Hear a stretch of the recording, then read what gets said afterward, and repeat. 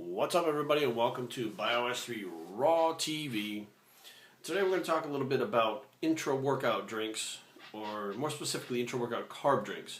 Now I'm getting some questions because there are a lot of, I don't want to say new feedback or new techniques, I don't know what you'd want to call it, but a lot of guys are starting to use the intra-workout carbs specifically. I know that Mountain Dog Training uses them, and Muscle Tech had one called Intravol out, and Gaspari had one called Saison Intra or Post Workout or whatever. So they're kind of not really new. And let me back up a little bit and give you guys the whole story. Back in, let's see, I always got to go back into these stories. 1996 or 7. I worked for a company called Daniel Chapter 1. I worked under Jim Figio, who was a biomolecular nutritionist. And the big thing was sports nutrition. And back then, nobody had even heard of an Intra drink. They had never even comprehended what it was. And Jim had a product called Pre-Post. It was before and after. And then what he would do is take 2 scoops during the workout also for Intra, because he had already figured out that his product that he had was totally pre-digested, and it mixed in water. It digested so quickly within minutes that you were able to use it. And his athletes were able to gain. He wasn't working so much with bodybuilders, but like wrestlers, football players, etc. They needed to gain weight. These guys were gaining size and strength 100% naturally using these intra-workout drinks. So this is where I was first exposed to them back in like 96 when Jim was doing this stuff.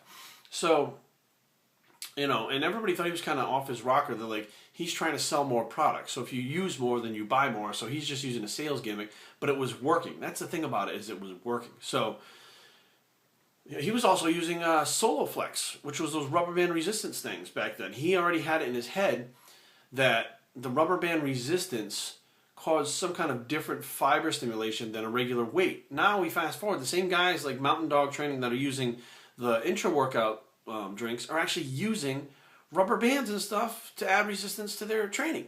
So like Jim was way before his time back then. He'd already figured this stuff out before anybody else had. And a lot of people thought he was crazy. I thought he was nuts for using a SoloFlex when you could go bench 400 pounds and get bigger. He had these other ideas that seemed way out there. So over time, Jim had gone off from the sports nutrition into more of like health-oriented, trying to cure ailments through nutritional means and stuff like that. And the intra-workout drink was pretty much lost at that point. Nobody was doing it anymore until Gatorade came out with their thing, and they were doing sugars during their sports and stuff.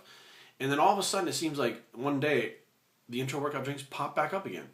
And some of them had carbs, some of them didn't have carbs, some of them have BCAAs, and all these things became popular after, I guess, studies had come out and people had realized if you fed the muscles during the workout, that you would get better results. Okay, great. The concept is great. I mean, they get studies that prove it, whatever, that's great. But now, do you need extra carbs or do you not need extra carbs? Or do you need BCAAs? Or like, what do you need during your workout? And here's where it gets a little tricky. If your workouts are long, like I've seen people go to the gym like 2 hours. And they're in the gym training 2 hours. And that's, high volume sets and stuff. Yes, you're going to need a carb source during your workout that's pre-digested, that digests quickly in your stomach and gets to the muscles fast. I'm out of the gym in like 35, 40 minutes. Literally, I'm in there, I do, 3 sets of dips, 3 sets of chin-ups, 3 sets of one-arm dumbbell rows, and that's it. So I do 9 sets and I'm out of the gym. That takes me approximately, I hit failure on each set, and the time between sets that I rest varies until my heart rate comes back down and I'm ready to push to failure again. I don't move quickly between sets. I wait till I recover. So 35 minutes, I'm not fully out of the carbs that are in my body that it has. So there's no reason for me to take an intra-workout drink. Now, if I was doing the 2-hour workouts, then yeah, I'd probably do an intra-workout drink. But I do use the BCAAs because I do believe that during the workouts, especially to failure, you are breaking that muscle tissue down.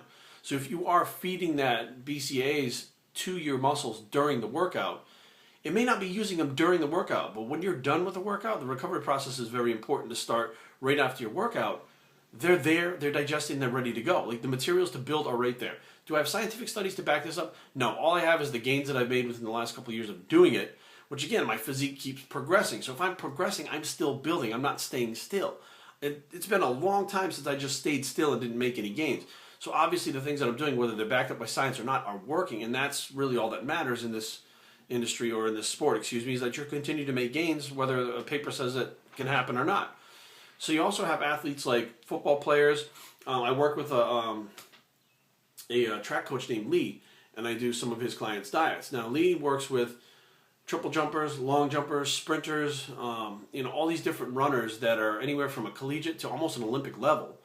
And his people probably train for like 2.5 hours because they have multiple things, or even sometimes up to 3 hours, because they have multiple things that they do, and they recover during the workouts, and then they go back and do certain things. They're different drills and stuff that they do. So people like them, adding a BCAA and a carb drink like Waxy Maize, or there's that new one by Gaspari, Glycofuse or something like that, where that new one that is so quickly absorbed that it's ready to go and ready to use, is a good idea.